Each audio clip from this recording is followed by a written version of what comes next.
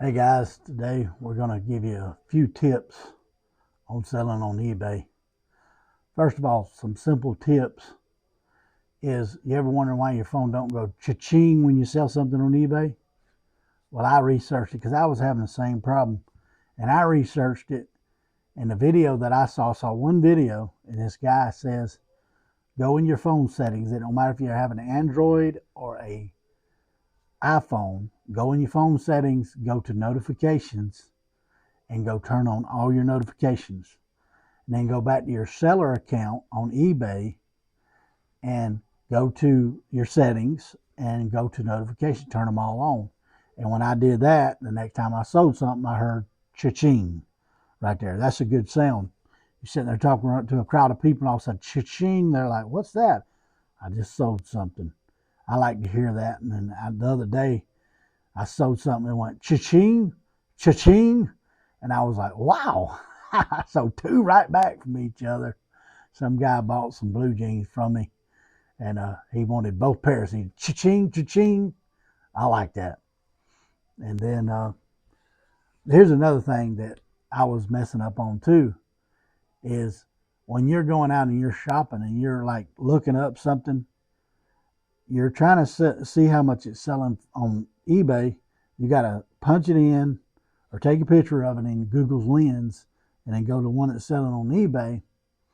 And then you got to go to sale comps. And when it turns green, you know that's what's sold, right?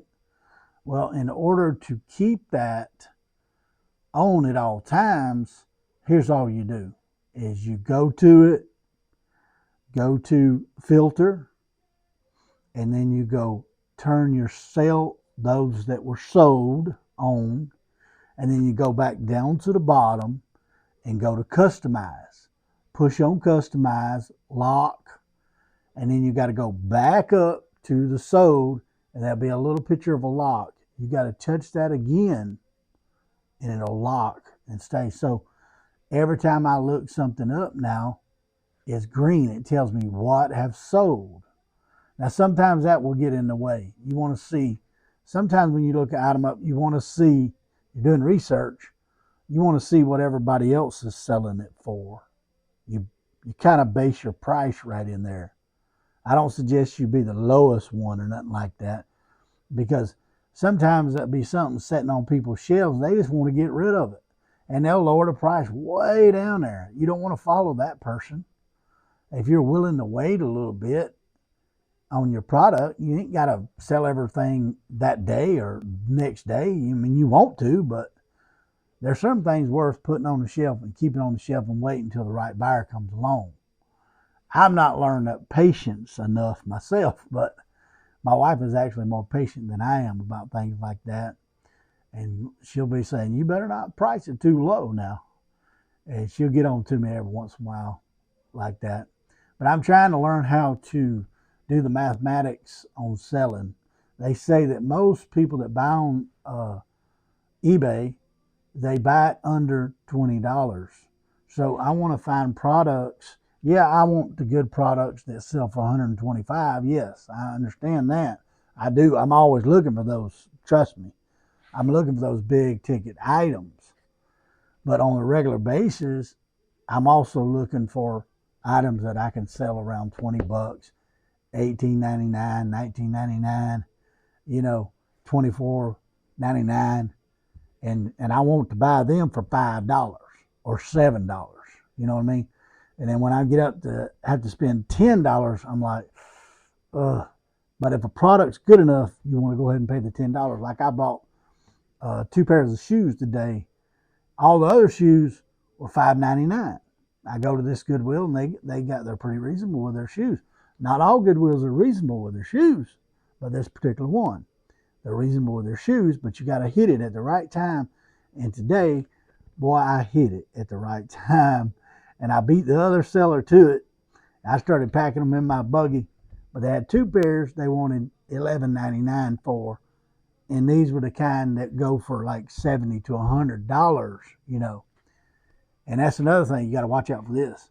Don't always look and say, oh, it's sold for so and so. You got to make sure that you looked at the used and the new. I got to where I put used You know what I mean? Because there's a different price. Now, there's some used stuff that sells just like the new stuff, and the vintage stuff actually sells more in certain cases right there. But it's a learning process. Those are some tips I wanted to show you as I'm learning right here. And I'm going to keep making these videos, and I'll make some haul videos and videos when I go to the Goodwills or different thrift stores or flea markets or yard sales. I'm beginning to think that yard sales is better. You want to buy a lot of different things, I have better luck at yard sales. You can have good luck about anywhere you go. It's just like, it's got to be sitting there on the shelf and you see it and you're like, that is a product. I know that'll sell. You know, that's unique. Not everybody's got that product. You want to find products like that. You know what I mean? But just got to think about things like that when you go shopping. Always keep an eye out. Now, there's some sellers, they niche down to about 4 products and that's all they buy. And they probably do real good at it. I've heard they do real good at it. I want to learn how to do that. But I can't help myself when I see another product that I can make some money off of, I'll buy it. But they say if you keep doing that, you can run out of money. So you got to watch out for that. You got to keep it within the budget right there. And I also want to say for young sellers that are just now getting into it, I'm getting back into it. And then there's sellers that ain't never been in it. And they just think you can make money overnight. You think they can build a business overnight. If you're determined enough. That's one thing. I've started a lot of businesses. I failed at about every business I've ever started. You know what I mean? But I learned something along the way every single time. You know, you learn from your mistakes. Sometimes those mistakes is costly right there. So it makes you more wiser. If you got any common sense, it'll make you more wiser. And you'll be more careful and you'll learn patience, which I'm still trying to learn the patience things. But this time on eBay, I want to build it up and have a system and keep it running like a sewing machine. You know what I mean?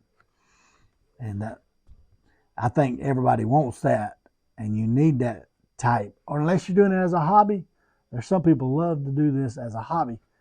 I ain't never been good at hobbies. I just ain't never been a hobby man. I ain't never really been good at it. I'm a preacher, and I love preaching. If you think anybody has a hobby, I think that's one of mine. But I wouldn't call preaching a hobby. That's just something I love doing right there because God's in it and everything. But there's a lot of people that do it as a hobby, and there's a lot of people that, you know, if you get a car, some people will keep care of that car, will wash that car every week, will wax that car. I've never been that type of person. You know what I mean? I've been a hard worker, but I've never been that type of person. But I know in order to make this business grow, that you've got to be like that. I mean, it's got to be to the T to ever get it to grow, you know. And that's what I'm looking to do, is to be able to retire doing something at the house, making money at the house. That's what I'll never retire, like not just do nothing. I'm always going to work, but I would like to do in my later years to not work for the man and just do what I want and make a living at it. You know what I mean? All my kids are grown now, and I don't have to have as much money as I used to, but the economy keeps growing and inflation keeps growing, and it's even when you ain't got kids, it's hard to make it right there. You know what I mean? So you got to think about that. Don't chase a dream overnight. Like what I'm saying is, don't just jump into something and expect it to make you $1 million like that, because that's not reality. I see people on YouTube all the time. They say, I want to show you how to become a millionaire in a year. And they might can. But the problem is most people is not determined enough like that man was. Most people are not like that. Most people have to have a boss, somebody to make them get out of bed and go to work. Most people are like that. But there's always exceptions. And that's the type people become millionaires, which I'm not seeking to be a millionaire. Don't care nothing about being a millionaire. I just want to make a nice living for my family. You know, enjoy what I do and not make a nice living to the day I die. You know, I don't never want to totally retire from working, and that would drive me crazy. You know what I mean? Just totally not never do nothing. That would drive me crazy. I have to be doing something, you know what I mean, or have some kind of purpose like that. So just want to share that with you. You got to think about that when you become an eBay seller. There's probably a bunch of people becoming eBay sellers, especially through this COVID. But I guarantee you they don't last because that's how most people are. You got some people that become rich and give it everything they got. And then you got this person that'll make a living at it and he's just giving everything he's got. Then you'll have this person that comes in, he's a hard worker, but he just cannot do his own business. Everybody just ain't meant to have their own business. It's all in your personality. You know what I mean? I hope you understand what I'm trying to say. And I say that by experience. I've had that happen so many times, So just give you something to think about. Don't let these online people glorify everything and you just think you're going to go out and just buy what they buy. It's just like this. I used to do storage units because we watched the TV show. We started selling on storage units. Well, all the sellers have been selling for years. They had a lot of money and they've been in this business. They knew what they was doing. And they said, and we become friends with some of them, and they said, look, when the smoke clears, most of these people will go back away. You know what I mean? And that was so true. And guess what? I was one of them. We was in that business and we bought some good units. And at times it was just like it was on TV. We found gold in there. We found different things in there. We had units that just kept paying off for months. We were selling something out of them units. It's unbelievable. But then you get a lot of them that's just trash, and you'll have to have a big trash can out back your house. I mean, just trash. And after a while, it faded away. One reason it faded away from me because the people that I was with, they had jobs, and it was hard for them to help me like I needed help. Big furniture, I was trying to lift that stuff up myself. Everybody else had to go to work and stuff, and I was out there trying to clean units, and I was picking up couches myself and trying to figure out how to clean out a unit. It'd take me all day to clean out a unit. And then finally we had thrift store. We had 3 thrift stores, and that was hard work. Toting that stuff, buying that stuff, it was hard work. You got to have a big team, and you got to have some capital, so you could buy some real good units. But all them people's been doing it for years. They didn't like us being out there because we would run the prices up and they would have to pay way on up there for them prices. But I guarantee if I went there now, it'd be not as many people and there'll be more smarter people and the ones that are really doing it.